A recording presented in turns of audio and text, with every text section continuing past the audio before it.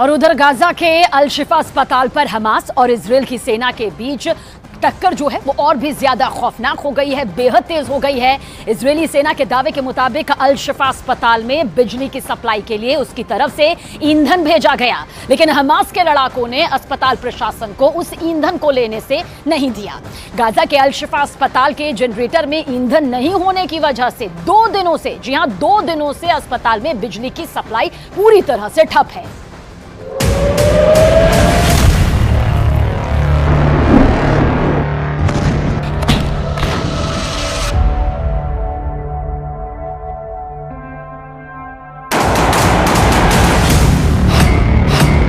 अल शिफा अस्पताल पर भड़की जंग।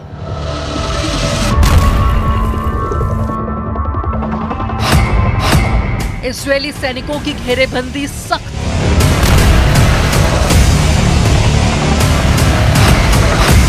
गाजा में सरेंडर नहीं करेगा हमास। गाजा में हमास के ठिकानों को नेस्तनाबूद करने में जुटी इजरायल की सेना पूरे एक्शन में है और अल शिफा अस्पताल के आसपास हमास के लड़ाकों से इजरायल के सैनिकों की जंग और तेज हो गई है, जिसका अंजाम अस्पताल पर साफ दिखा। फिलिस्तीन के स्वास्थ्य मंत्रालय ने आरोप लगाया कि इजरायल के हमलों की वजह से अस्पताल में लोगों का इलाज होना संभव नहीं हो पा रहा है, क्योंकि 1 रोज पहले से अस्पताल में बिजली की सप्लाई बंद हो चुकी है।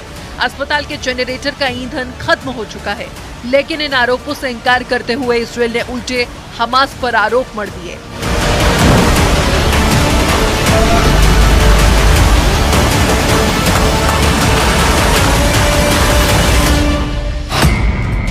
इजरायल की सेना के मुताबिक बिजली आपूर्ति बहाल करने के लिए अस्पताल के गेट पर 300 लीटर ईंधन रखे गए, लेकिन हमास के लड़ाकों ने उस ईंधन को अस्पताल को नहीं लेने दिया।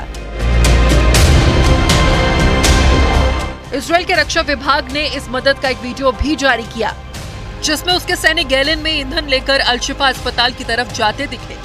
इजरायल की सेना के मुताबिक अस्पताल के बाहर रखे गए ईंधन से भरे गैलनों को हमास ने अस्पताल तक पहुंचने नहीं दिया। 1 रोज पहले फिलिस्तीन के स्वास्थ्य मंत्रालय ने दावा किया था कि अल शिफा अस्पताल को बिजली सप्लाई करने वाले जनरेटर का ईंधन खत्म हो गया है, जिसकी वजह से अस्पताल में भर्ती कई नवजातों की जान मुश्किल में आ गई थी, जबकि कुछ और मरीजों की मौत का दावा किया गया। इसके साथ ही अल शिफा अस्पताल के डॉक्टर्स ने दावा किया कि इजरायल की बमबारी से अस्पताल की इमरजेंसी सर्विस बंद हो गई है और अस्पताल के कर्मचारियों और डॉक्टर्स में दहशत का माहौल बन गया है और कई नवजातों समेत वहां भर्ती कुछ मरीजों की जान खतरे में आ गई है। इन्हीं आरोपों के बाद इजरायल की तरफ से 300 लीटर ईंधन भेजे गए, लेकिन आरोप है कि हमास ने उस ईंधन को अस्पताल तक नहीं पहुंचने दिया।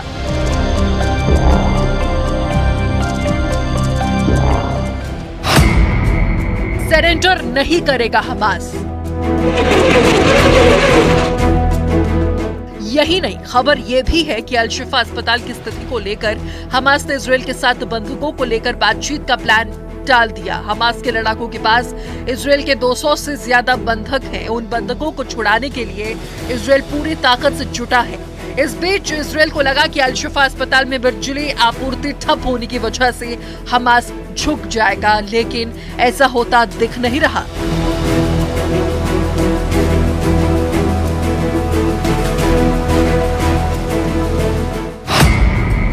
इजरायल की सेना का आरोप। वहीं इजरायल की सेना का आरोप है कि हमास ने अल शिफा अस्पताल को अपना कमांड सेंटर बना रखा है। अस्पताल की आड़ में चल रहे उसी कमांड सेंटर से वो इजरायल की सेना पर हमले कर रहा है। इसलिए इजरायल के सैनिक अल शिफा अस्पताल के आसपास गोलीबारी कर रहे हैं, ताकि हमास के लड़ाकों पर नियंत्रण बनाया जा सके। इजरायल के रक्षा मंत्रालय ने यह भी दावा किया कि हमास के लड़ाके अस्पताल की आड़ में वहां के मरीजों को ढाल बना रहे हैं, लेकिन हालांकि हमास की तरफ से किसी भी अस्पताल के इस्तेमाल करने से इनकार किया जा चुका है।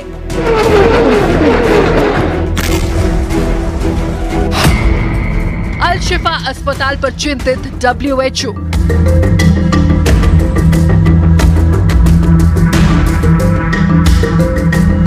इस बीच स्वास्थ्य सेवाओं से जुड़े संयुक्त राष्ट्र की संस्था WHO ने गाजा के अल शिफा अस्पताल पर अपनी चिंता जताई और तत्काल युद्ध विराम करने की मांग की, ताकि अस्पताल में भर्ती गंभीर मरीजों की जान बचाई जा सके। WHO की तरफ से जारी एक बयान के मुताबिक उत्तरी गाजा के अल शिफा अस्पताल से उसका संपर्क टूट उठ गया है, क्योंकि इजरायल की सेना पर बीते 48 घंटों में गाजा के अल-शिफा अस्पताल के आसपास भारी बमबारी किए जाने के आरोप लगे हैं।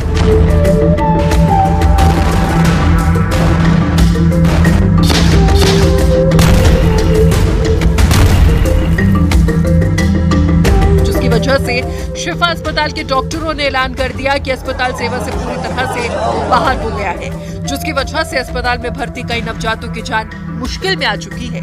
जिसके बाद इजरायल के सैनिकों ने उन नवजातों को कहीं और शिफ्ट कराने का भरोसा दिया।